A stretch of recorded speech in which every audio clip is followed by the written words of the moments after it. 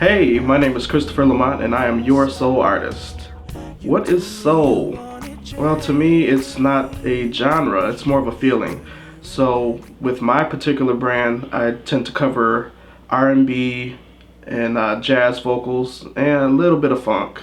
So, I really like the groove and to just play with my voice and have fun with what I do.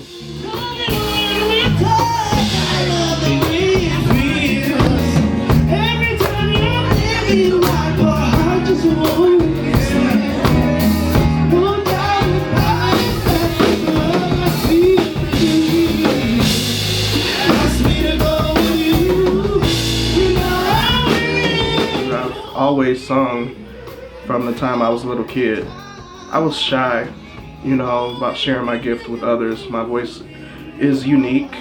I tend to sing higher than other guys, so, I didn't want to be teased for that. My longtime favorite artist and my barometer, I would say, was Patti LaBelle. And I say she was my barometer because my mom took me to a Patti LaBelle concert when I was like 10 years old, and it changed my life. I used her as a measurement to see how other artists would bring it to the stage. Definitely Patti LaBelle. Luther Vandross was another one I really admired. Minnie Riperton always impressed me with the things that she could do with her voice, her range, especially getting up into her whistle register was just extremely impressive. And the way she colored a phrase. And what I mean by coloring a phrase is there's a difference between singing a song and delivering a song. Stevie Wonder wrote the song Perfect Angel for her. So anybody else would have sang, I think you are the perfect angel. But she didn't do that. Minnie Riperton went in and sang the song, I think you are the perfect angel. See how she really added texture and warmth to that phrase?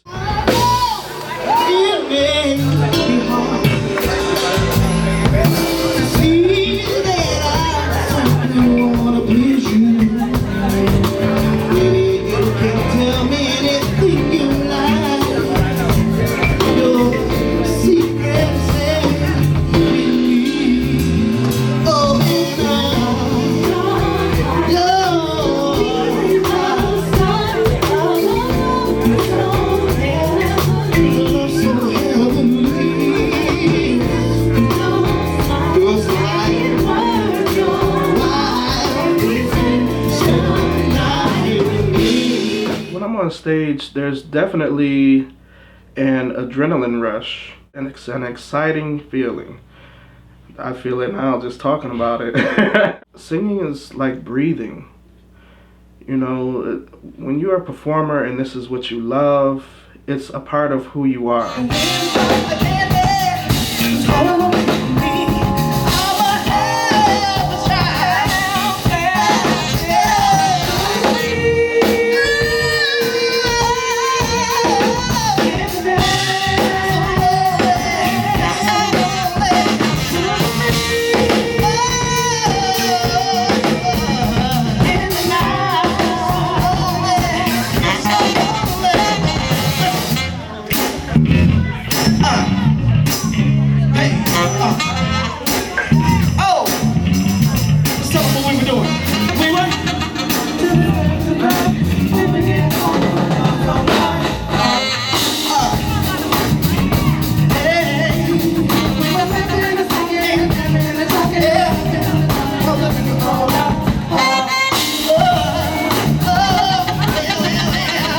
Three things that I must focus on: the lyrics, connecting with the audience, and connecting with the band.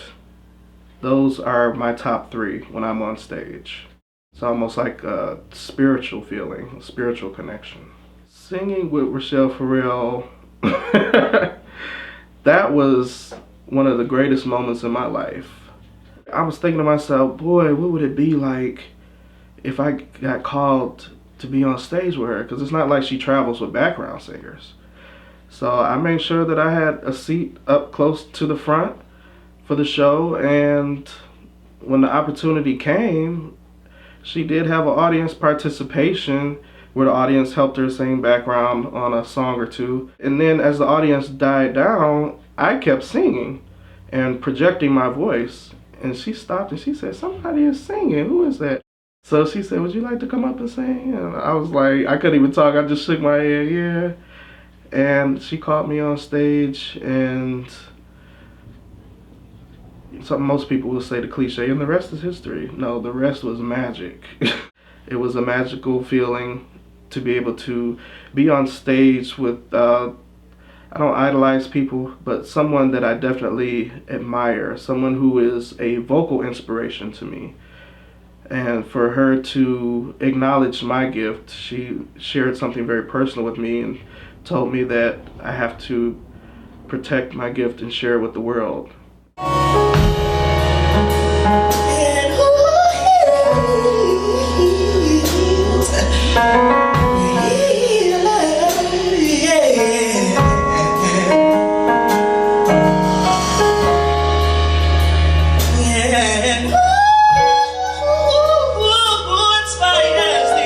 Inspiration.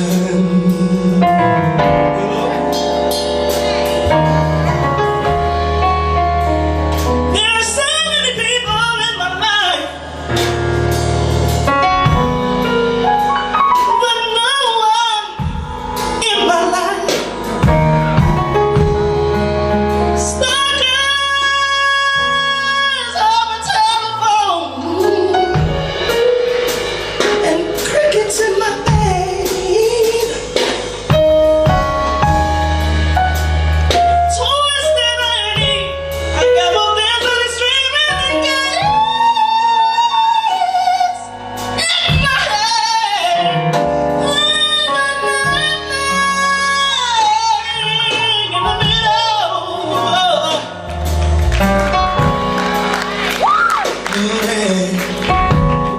Creating music, performing music, writing music is fun. The music industry, the business of it behind the scenes, it is not. But if there was one thing that I could change, it would just be the evil, the ruthlessness. If I could, I would remove that negative element from the music business. I'm glad to know that I have a lot of love. I love many other artists on the Detroit scene. Everybody's working hard, and we all have our own various goals that we want to reach, but thankfully there is a lot of love for Kristopher Lamont.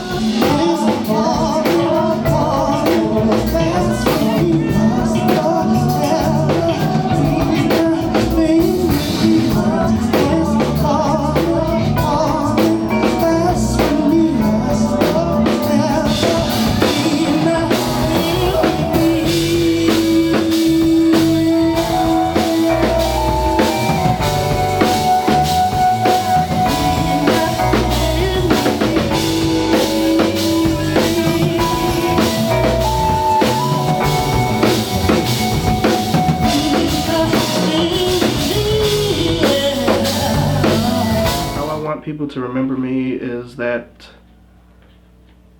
above and beyond the music, is that I have a loving heart. And I'd like people to remember that I gave my all and did my best in this life, definitely. And that I tried to share as much love with others as I could. So as far as making music, my process, I won't say is unusual. Most of the time, the music comes first, but for me, quite often I hear lyrics in my head.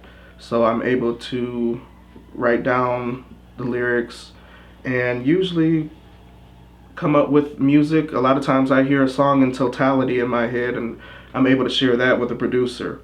But I'm also able to write to lyrics as well. One of my mentors in this industry has been Eric Roberson. And years ago, he told me, he said, you gotta write. And I got so discouraged. There's a lot of work that goes into it. So I admired the Jill Scotts, I admired the Eric Robersons, I admired the Ndombis, I admired many of my soul music brethren and sistren. But you know what? Eric told me, he was like, just write. He said, it doesn't have to, you don't always have to sit down and write a song. He's like, just write in a journal every day.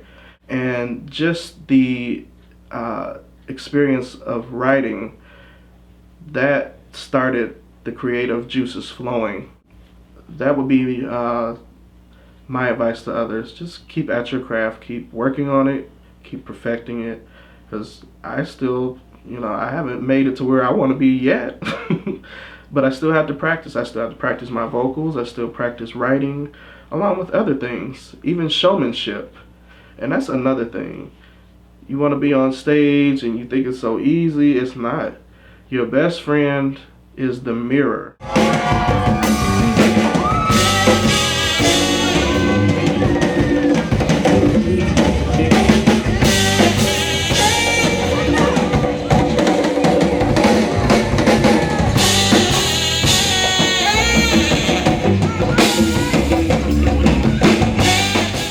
Invest in yourself. Whether you write, whether you sing, whether you produce. It's not all about you. And you don't know everything, because I know I don't. Somebody knows more than you. Let them teach you. And an investment doesn't always require money.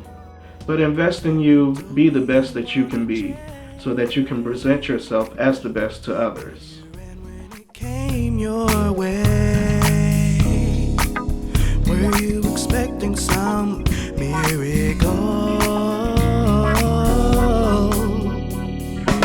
You got just what you requested. Not everything that glitters is gold.